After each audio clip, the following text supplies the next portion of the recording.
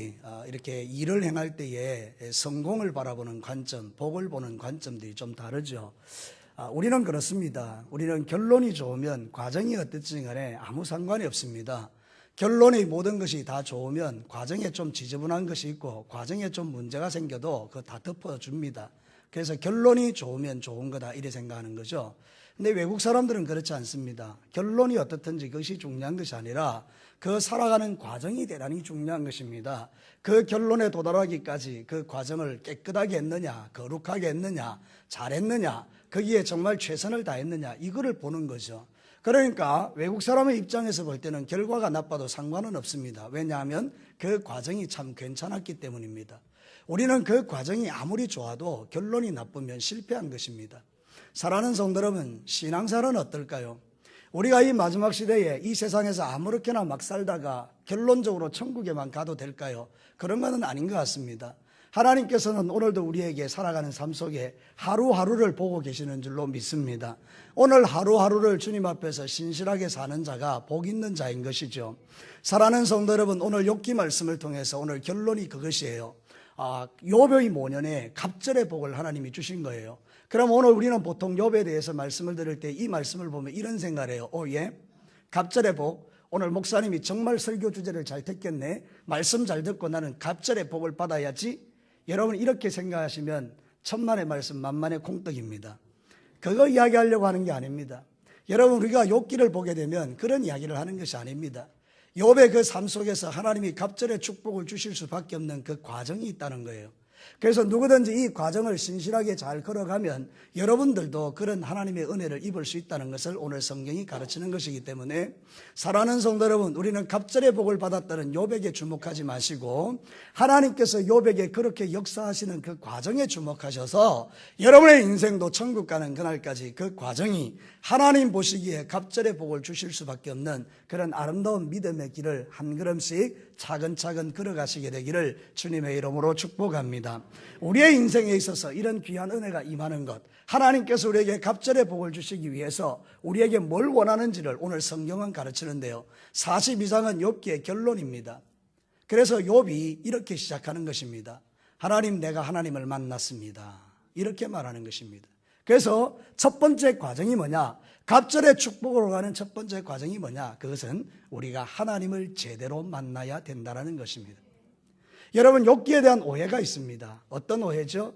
여러분들은 이렇게 생각하는 거예요. 욥이 고난을 받았는데 잘 참았다는 거예요. 그랬더니 하나님이 갑절의 복을 주셨으니까 우리도 잘 참으면 하나님이 복 주실 거야. 이런 결론을 내리는 거예요. 그런데 욥기를 읽다 보면 의문이 생깁니다. 욥이 잘 참은 게 아닙니다. 처음에는 물론 모든 것이 하나님께로부터 와서 하나님께로 왔다고 이렇게 고백도 하는데요. 고난이 점점 깊어지면 깊어질수록 그의 마음에 의문이 듭니다. 하나님 도대체 나한테 왜 이러십니까? 하나님 나한테 왜 이렇게 원수같이 달라드십니까? 나는 이렇게 의로운데 하나님 왜 이래 불의하십니까? 막 이러는 거예요.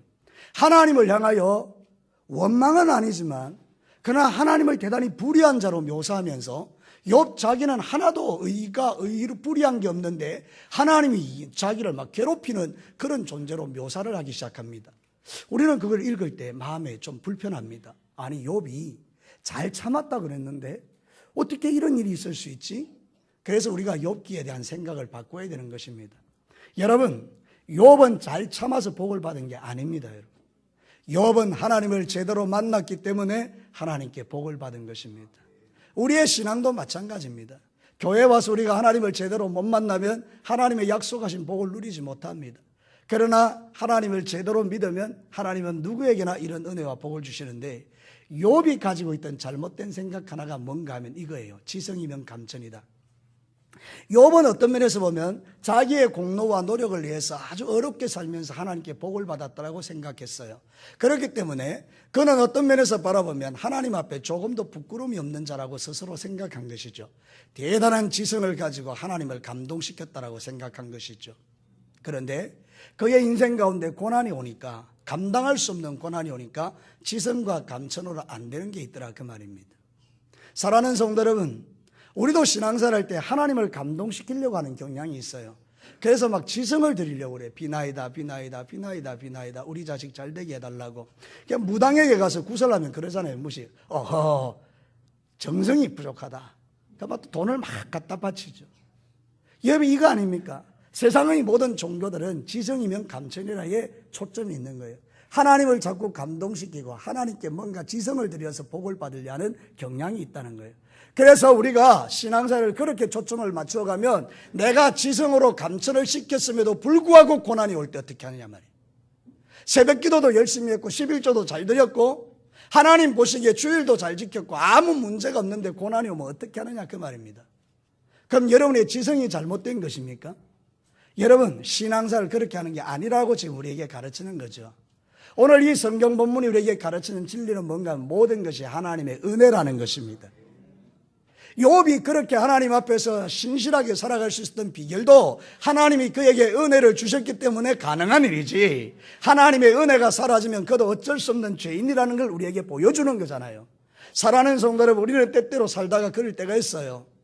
아, 내가 얼마나 부족한 인간인가, 하나님의 은혜로 살았구나, 그걸 깨달을 때가 있다는 거예요. 여기서부터 하나님의 축복이 시작됩니다. 여러분, 내가 전적으로 무능한 존재임이라는 걸 깨닫게 될 때 우리는 하나님을 찾게 되는 거예요.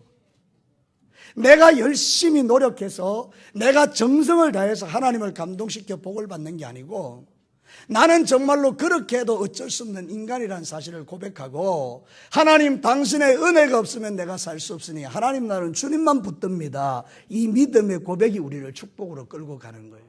그래서 사랑하는 성도 여러분, 저와 여러분이 인생의 삶을 살아갈 때 여러분이 꼭 기억해야 될 게 바로 이거예요. 어떤 하나님을 만나야 되느냐? 은혜의 하나님을 만나셔야 돼요. 우리 아내와 그런 이야기를 나누었어요. 자식들을 보면서 우리 정말 잘못 키웠다고 생각했어요. 정말로 아이들을 우리는 세상적인 방식으로 키워갔었어요. 공부 잘해라 막 그렇게 키웠어요. 우리가 어떤 면에서 바라보면 하나님의 은혜가 아니면 아이들이 다 망가질 수밖에 없는 그런 아이들이었어요. 근데 하나님의 은혜로 그나마 자리를 잡고 살아가는 걸 보면서 우리 마음에 하나님 보시기에 여전히 부족하고 여러분이 보시기에 부족해 보일지라도 우리는 생각할 때, 아, 하나님이 키우셨구나, 하나님의 은혜구나, 그 생각을 우리 둘이서 나눈 거죠. 저만 그렇겠어요? 여러분도 그렇죠. 여러분들도 여러분의 자식을 보면, 아, 하나님 정말 하나님의 은혜입니다. 내가 제대로 해준 거 없고, 내가 제대로 아이에게 말씀 가르친 것 없고, 본보인 것 별로 없는데도 아이들이 믿음으로 자라주는 걸 볼 때 하나님의 은혜구나. 사랑하는 성도 여러분, 여기에서 하나님의 축복이 시작됩니다. 그러니까 여러분들이 오늘 이 욥기의 말씀을 통해서 분명히 기억해야 될 게 뭐냐? 욥이 하나님을 제대로 만났다는 거예요. 오늘 성경이 그것을 우리에게 증거합니다. 성경 한번 보시기 바랍니다. 5절에 내가 주께 대하여 귀로 듣기만 하였사오나 이제는 눈으로 주를 배웠나이다. 여러분, 이게 뭐예요? 그동안에 이 욥이 지식적으로 하나님을 알았던 거예요. 그냥 지식적으로, 아, 지성이면 감천, 내가 하나님을 감동시켜서 죄 안 짓고 그렇게 살면 하나님 복 주시겠구나, 그렇게 자기는 귀로 들은 대로 이렇게 신앙생활을 했는데, 이제는 그게 아니고 눈으로 직접 하나님을 만났다는 거예요. 하나님이 욥에게 오셔서, 욥아, 네가 얼마나 의인이 아닌 줄 아느냐? 네가 얼마나 더러운 죄인인 줄 아느냐? 나는 네가 의롭지 않아도, 네가 최선을 다해서 100% 의롭게 살아도 그것 때문에 내가 하나님은 아니야. 그것 때문에 네 하나님이 아니야. 그러면서 욥에게 이야기해 주는 거예요. 네가 얼마나 불의한 자냐? 너 얼마나 부족한 자인지 아냐? 너는 하늘이 어떻게 만들어졌는지, 별이 어떻게 저렇게 공중에 달려 있는지, 어떻게 아이가 태어나는지 네 다 아느냐? 악어가 왜 저렇게 악어로 살아가는지 네 아느냐? 막 이렇게 물어오니까 아는 게 아무것도 없어요.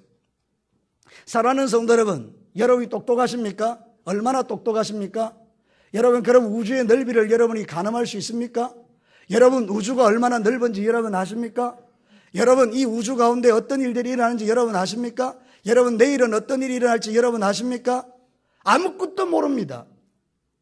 우리는 우리의 지식을 자랑할 수 있는 것이 아무것도 없습니다. 그럼에도 불구하고 어리석은 인간들은 조금만 남보다 의롭고 뛰어나면 그것 가지고 자랑하기 바쁘다, 그 말이거든요. 그러니까 여러분, 이렇게 신앙생활을 우리가 하기 시작하면 우리는 하나님의 복을 받을 수 없는데, 하나님 앞에 내가 얼마나 철저하게 무능한 자인가를 고백하면서 하나님의 축복이 임하는 겁니다. 그래서 욥이 말합니다. 나 아무것도 몰라요. 주님, 나 아무것도 몰라요. 그동안 내가 안다라고 했던 것 전부 다 거짓말이에요. 하나님 직접 만나가 보니 내가 이렇게 무능하고 초라한 인간이라는 걸 내가 깨달았어요. 나는 하나님 없이는 못 살겠어요. 이 고백을 하나님이 듣고 싶은 거죠. 여러분 이해가 되십니까? 왜 하나님이 여러분을 이 자리에 불러넣어서 이 말씀을 듣게 하시는지 아십니까? 여러분의 그 높아진 모든 교만한 마음을 다 깨뜨려버리고 하나님 앞에 겸손하게 엎드려서 나는 주의 은혜로 사는 자입니다. 하나님이 나의 모든 허물과 죄를 십자가로 덮으시고 보혈로 덮어주셔서 내가 사는 거지.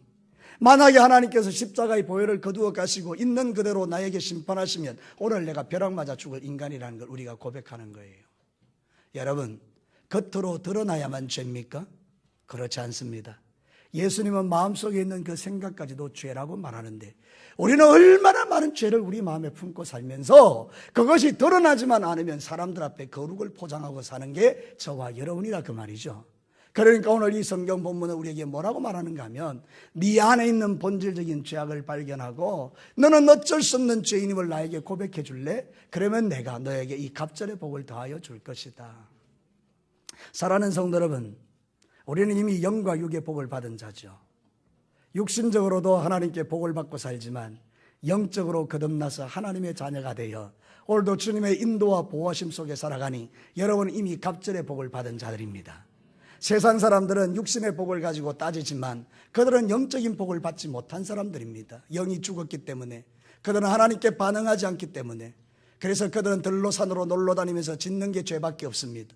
그래서 그들은 갑절의 복을 받은 자들이 아닙니다. 근데 저와 여러분은 어떻습니까?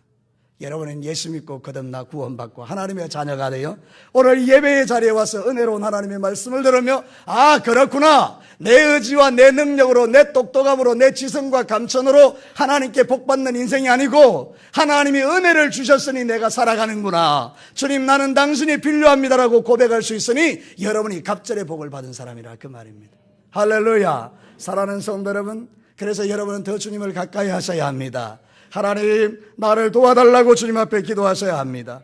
여러분 창세기 28장 16절 17절에 보면 야곱이 잠이 깨어 이르되 여호와께서 과연 여기 계시거늘 내가 알지 못하였도다. 이에 두려워하고 이르되 두렵도다. 이곳이요 이것은 다름이 아닌 하나님의 집이요 이는 하늘의 문이로다. 야곱의 인생을 바꾼 것도 하나님을 만났을 때였어요. 그가 얼마나 얍삽한 인간인지 형님의 축복을 가로채고 형님이 나중에 저거 죽여버리겠다 할 때에 두려워서 도망쳐버리는 그런 죄인의 마음, 모든 것을 실패한 그 인간의 모습으로 베델로 가다가 그 밤에 주님을 만나고 하나님 만나는 인생이 바뀌어진 것이죠. 여러분 우리도요, 우리가 철저하게 죄인됨을 고백하고 하나님 만나면 여러분의 인생이 바뀝니다. 어제까지는 알코올 중독자요, 어제까지는 술 주정뱅이요, 어제까지는 도박이요, 어제까지는 음란이요, 어제까지는 정욕이요, 어제까지는 도둑질이요, 어제까지는 거짓말까지 하며 삶을 살았던 여러분이라 할지라도 오늘 내가 하나님을 만나면 그때로부터 여러분의 인생은 완전히 달라지는 것입니다. 수많은 사람들이 예수 믿고 변화됐지 않습니까? 도저히 변할 수 없는 인간들이 하나님 만나고 변화됐지 않습니까? 그게 바로 저와 여러분입니다. 하나님은 우리의 교만을 꺾으셨고요, 우리는 하나님의 우리의 완악함을 꺾으셨고요, 우리는 그 주님 때문에 오늘도 하루를 살아가는 것입니다. 여러분, 갑절의 복을 받는 것은 은혜의 하나님을 만날 때 우리의 삶 속에 이루어지는 하나님의 축복입니다. 여러분, 여러분의 힘과 능력으로 인생을 살아왔다고 착각하지 마십시오. 앞으로도 여러분의 능력으로 세상을 살아가려고 착각하지 마십시오. 우리는 매일 하나님의 도움을 구하며 믿음의 길을 가야 될 줄로 믿습니다. 사랑하는 성도 여러분, 우리가 이 사실을 깨닫게 하기 위하여 하나님은 때로는 고난을 주시는 거예요. 처음에 제가 말씀드렸죠. 지성이면 감천이라고 하나님 마음을 감동시키는데도 우리에게 고난이 찾아왔잖아요. 질병이 오고 어려움이 오고 저 사람은 예수 잘 믿는데도 왜 가정이 저래? 그런 고난이 우리에게 올 수도 있잖아요. 왜 그렇습니까? 하나님의 은혜를 깨닫게 하기 위한 방편이시죠. 그래서 성경은 이렇게 말합니다. 시편 119편 67, 68 고난당하기 전에는 내가 그릇 행하였더니 이제는 주의 말씀을 지키나이다. 주는 선하사 선을 행하시오니 주의 율례들을 나에게 가르치소서. 고난받기 전에는 깨닫지 못했어요. 고난받고 나니 깨달았어요. 아, 하나님의 은혜구나. 은혜로다 주의 은혜, 이러는 거예요. 사랑하는 성도 여러분, 우리의 신앙의 삶에 가장 필요한 것은 주님의 은혜입니다. 이 하나님을 만날 때 우리의 인생에 새로운 축복의 길이 열려지는 것입니다. 그거를 십자가를 만난다고요. 우리의 모든 죄와 허물은 십자가에서만 해결될 수 있어요. 예수님의 보혈만이 우리를 모든 허물에서 자유케 하실 수 있어요. 그래서 여러분들은 주님의 십자가 앞에 나가서 하나님, 나는 죄인입니다, 내 죄를 용서해달라고 고백할 때 그 십자가의 보혈이 우리를 덮어주면 우리는 새로운 인생, 복된 인생을 살아갈 수가 있습니다.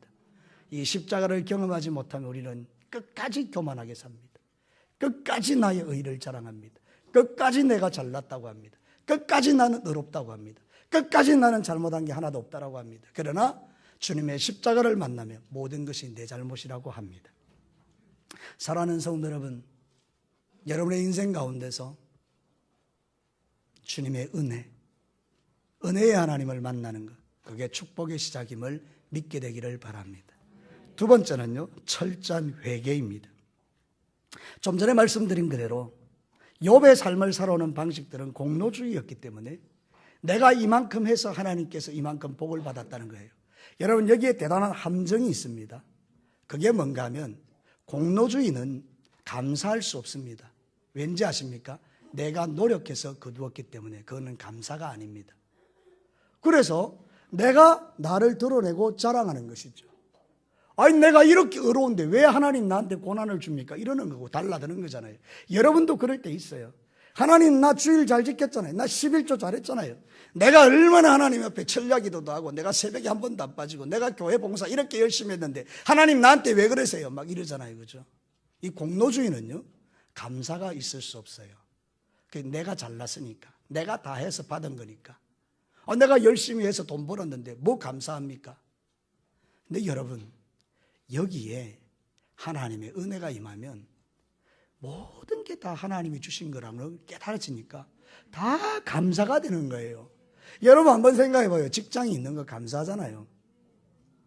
매일 여러분이 사업할 수 있는 거 감사하잖아요. 여러분 매일 이렇게 눈으로 볼 수 있고 들을 수 있고 또 걸어 다닐 수 있고 앉아 있을 수 있고 여러분이 하여튼 모든 게 다 감사하잖아요. 그죠? 하나님의 은혜라고요. 그죠? 근데 우리는 애초부터 그것을 받을 자격이 있는 것처럼 마치 당연한 것처럼 감사 대신에 원망불평하며 산다, 그 말입니다. 아침에 눈 뜨고 일어나는 것도 감사한 일입니다. 여러분의 삶 가운데서 모든 게 감사하지 않고 원망과 불평이 있다면 여러분은 공로주의에 사로잡힌 겁니다. 내가 이렇게 잘하고 있는데 왜 하나님 나한테 이렇게 하세요? 그래서 욥이 그거를 깨닫고 오늘 이렇게 합니다. 성경을 보시기 바랍니다.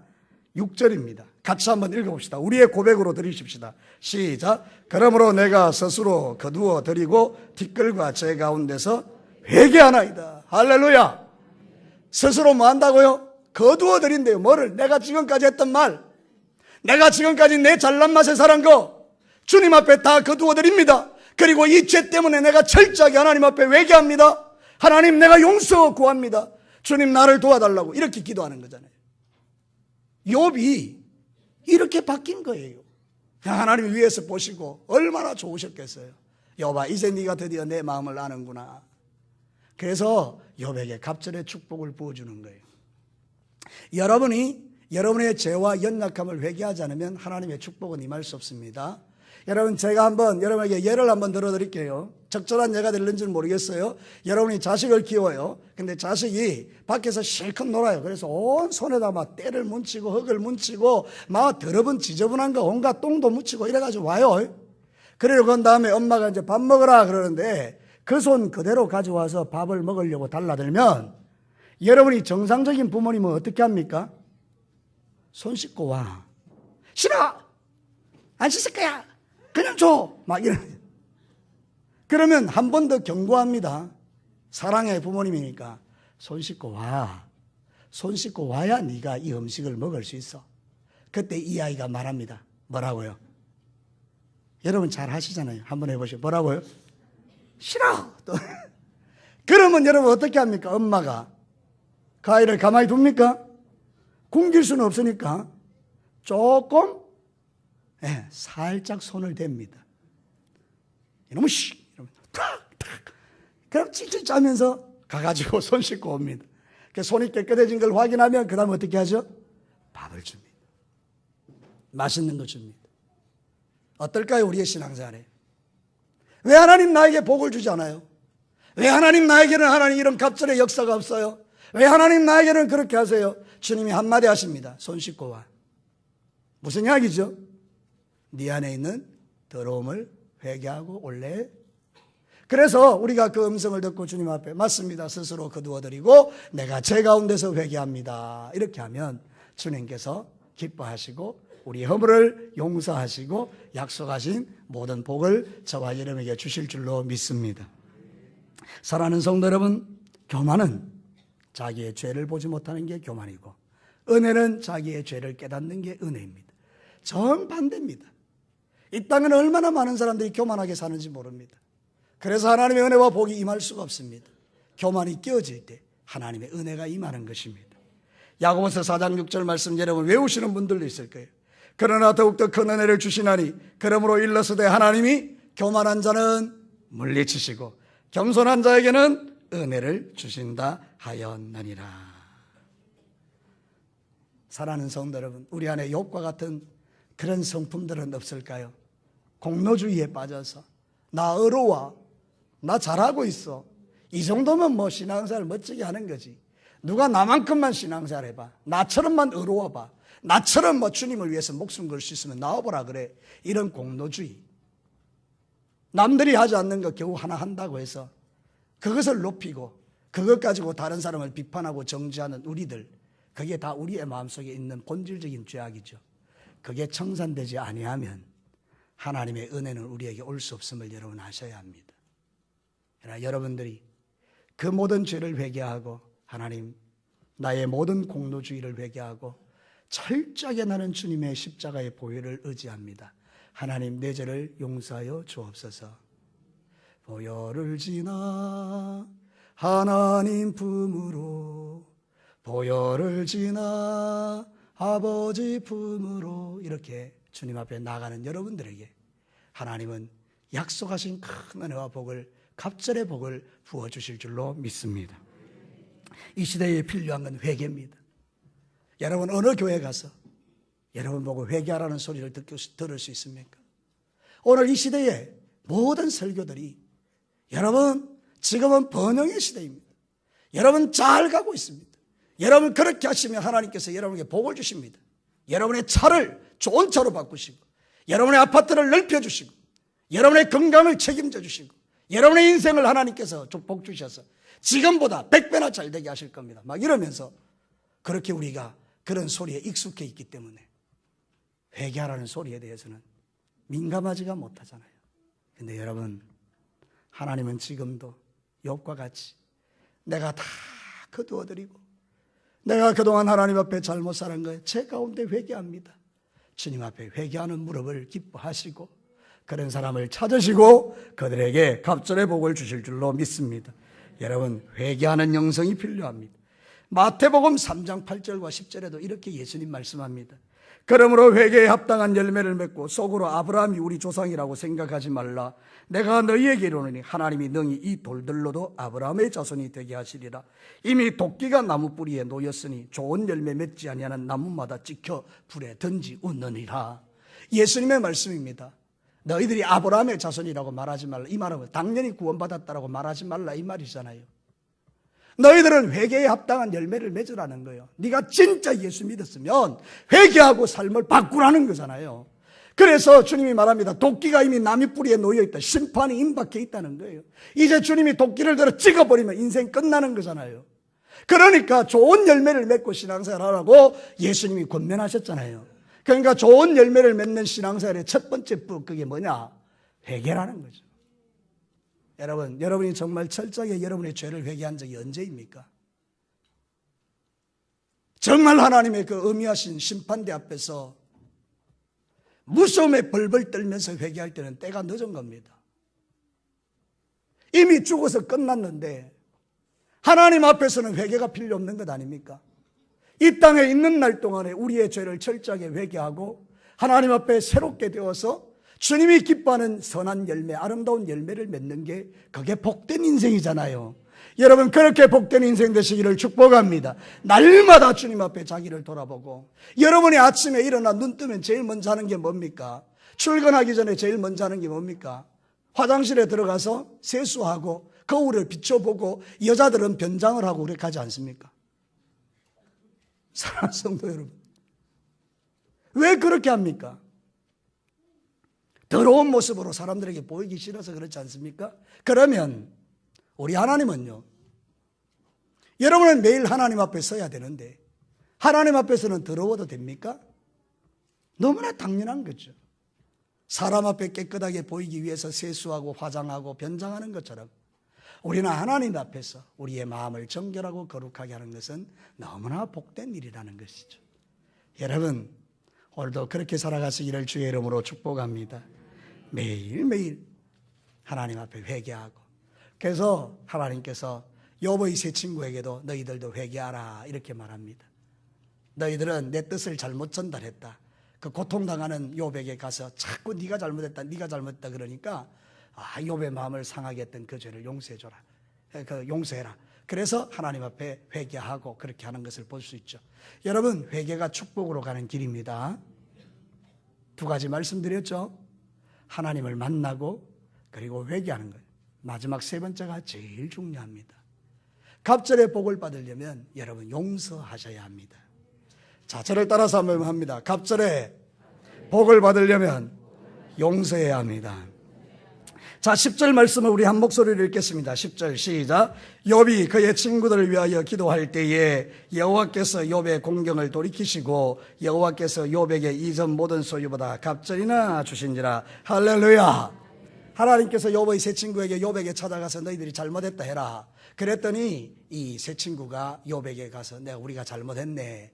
그러니까 욥이 그들을 위해서 뭐 해줬다고요? 기도해줬다고요. 이게 중요합니다. 나는 자네들의 죄를 이미 다 용서했네. 하나님이 당신들을 축복하기를 원하네. 그 욥의 마음이 바뀐 거죠. 용서해 준 거죠. 그때 하나님께서 곤경에서 돌이키게 하시고 갑절의 복을 주셨어요. 여러분 우리의 복이 왜 안 오는지 아세요? 여러분의 마음속에 원한이 너무 많아요. 여러분 안에 용서하지 못하는 사람이 너무 많아요. 단언컨대 용서하지 않으면 하나님의 축복은 없습니다. 다시 말씀드릴까요? 단언컨대 용서하지 않으면 하나님의 축복은 없습니다. 마태복음 18장 34절과 35절 말씀이 제 이야기가 아니에요. 주인이 노하여 그 빚을 다 갚도록 그들 옥졸에게 넘기니라. 너희가 각각 마음으로부터 형제를 용서하지 아니하면 너희 하늘 아버지께서도 너희에게 이와 같이 하시리라. 여러분 이게 뭐죠? 1만 달란트 빚진 자가 갚을 길이 없어서 주인이 어떻게 해야 되겠습니까? 그랬더니 왕이 너무 불쌍해서 네 1만 달란트 다 탕감해 줄게. 그래서 너무나 기분 좋게 오다가 자기한테 겨우 100데나리온 온 빚진 자를 만난 거예요. 그랬더니 이 사람이 자기 용서받은 거는 생각지도 안 하고 그 사람에게 말한 거죠. 100데나리온 갚아. 안 갚으면 네 부인과 전부 다 종으로 만들 거야. 그거를 누가 목격하고 왕에게 고발하라는 거예요. 왕이여, 조금 전에 당신에게 용서받고 간 그 사람이 자기한테 100데나리온 빚진 자한테 그렇게 합디다. 이러니까 종이 왕이 화가 난 거예요. 주인이 당장 불러와 옥에다 가둬. 그리고 옥에다 가둬 놓고 하는 이야기가 이야기예요. 네가 마음으로부터 용서하지 않으면 너는 그 감옥에서 나올 수 없어. 여러분 감옥에서 나올 수 있는 비결이 뭐죠? 용서해요. 사랑하는 성도 여러분, 우리는 다 감옥에 갇혀 있다고요. 마음의 감옥에. 겉으로는 용서한 것 같이 보이고 겉으로는 화해한 것처럼 보이고 겉으로는 인사하고 겉으로는 웃고 있지만 마음에는 용서하지 않는 마음을 갖고 삶을 살아가니까 감옥에 갇혀 있어요. 여러분들이. 그러면 하나님의 축복은 절대로 여러분에게 올 수가 없죠. 욥이 기도해 줄 때 곤경에서 돌이키시고 하나님의 복이 그에게 임했다는 말씀을 믿으시기를 바랍니다. 하나님이 우리의 떡만 죄를 용서해 주셨어요. 여러분들도 여러분 주변에 있는 사람을 용서해 주셔야 돼요. 목사님, 다른 놈은 내가 다 용서해도 그 놈은 내가 용서 못합니다. 이렇게 우리가 마음의 감옥을 가지고 삶을 살아면 여러분에게 축복이 있을까요? No! 단언컨대 없어요. 진리의 말씀은 우리에게 말합니다. 네가 나에게 용서받았느냐? 네가 내 아들 예수 그리스도의 십자가의 보배로운 피로 말미암아 그가 십자가에서 모진 고통을 받고 그 창에 찔림을 받고 그 고난 가운데 죽어갈 때 그것 때문에 네가 용서받았는데 너 용서받은 거 믿느냐? 예, 내가 예수님 믿고 내 죄 사함 받았습니다. 그러면 너도 다른 사람을 용서해 줘라. 갑절의 복은 어디에서 오느냐? 여기서 풀어지기 시작하는 거예요. 사랑하는 성도 여러분, 에베소서 4장 31절과 32절에 너희는 모든 악독과 노함과 분냉과 떠대는 것과 비방하는 것을 모든 악의와 함께 버리고 서로 친절하게 하며 불쌍히 여기며 서로 용서하기를 하나님이 그리스도 안에서 너희를 용서하심과 같이 하라. 용서하기를 하나님이 예수님을 통해서 우리를 용서한 것처럼 하라는 거예요. 여러분, 이런 설교 들으면 불편하시죠? 목사님, 입장 바꿔놓고 생각해봐요. 용서가 됩니까? 맞습니다, 여러분. 저도 제 마음에 한 번씩 생각하면 분노가 치밀어 오르는 사람들이 한둘이 아닙니다. 여러분, 그러나 저와 여러분이 세상 사람과 다른 게 뭡니까? 그 생각이 떠오를 때마다 하나님께 가져가는 것입니다. 하나님, 용서한 줄 알았는데 아니네요, 주님. 이 사람 생각하니 또 마음에 분노가 치밀어 올라서 견딜 수가 없는데 주님이 내 안에 있는 이 악독은 내 것이 아니고 사단이 나에게 주는 속임수입니다. 주님, 내가 그 사람을 용서합니다. 하나님, 용서해 주십시오. 제가 또 그 마음을 품었습니다. 여기까지 가는 게 우리 그리스도인들 아닙니까? 더 나은 것은 그 사람을 만났을 때 진짜로 내 마음으로부터 용서가 끝나서 그를 안아줄 수 있다면 여러분은 갑절의 축복을 직면하게 되는 사람들입니다. 단언컨대 이런 과정이 없다면 여러분들은 하나님께 기도해도 말짱 도루묵입니다. 하나님 안 들으십니다. 하나님 듣지 않으십니다. 여러분의 마음으로 묶여있는 그 묶임 속에서 기도하는 것은 절대로 하나님이 듣지 않습니다. 그러니 여러분, 진짜 기도의 응답을 받기를 원하시면 여러분의 마음에 있는 원한들을 하나님께 가져가셔서 용서합니다라고 선포하십시오. 그때로부터 하나님의 역사가 시작됩니다. 이게 기독교의 진리입니다. 그러나 오늘 이 땅에 많은 그리스도인들이 하나님도 알고 회개도 했는데 용서가 안 돼서 다 고통을 받습니다. 용서만 되면 나머지 문제들은 다 해결될 것입니다. 사랑하는 성도 여러분, 우리는 예수님을 믿습니다. 예수님을 믿는다는 것은 무엇입니까? 바로 이같이 하나님이 우리에게 주시는 축복의 과정을 밟아가는 것을 말합니다. 결론을 한번 내려볼까요? 우리는 하나님을 만나야 돼요. 어떤 하나님요? 내가 잘나서 똑똑해서 만난 하나님이 아니라 나같이 더러운 인간을 만나주시는 하나님의 은혜의 하나님을 만나셔야 돼요. 그리고 여러분이 지금까지 살아왔던 그 삶 속에 지졌던 그 더러운 죄악들을 주님 앞에 철저하게 회개하셔야 돼요. 그러고 난 다음에 내 속에 찌꺼기로 남아있는 그 용서하지 못하는 마음을 마음으로부터 용서하면서 품어줄 때 이 욥이 받았던 이 놀라운 은혜, 기도할 때 하나님께서 욥을 공경해서 돌이키시고 그에게 갑절의 축복을 주셨다는 것처럼 여러분의 인생 가운데, 우리 교회 가운데 그런 놀라운 은혜가 풀어지게 될 줄로 믿습니다. 우리 다 같이 한번 기도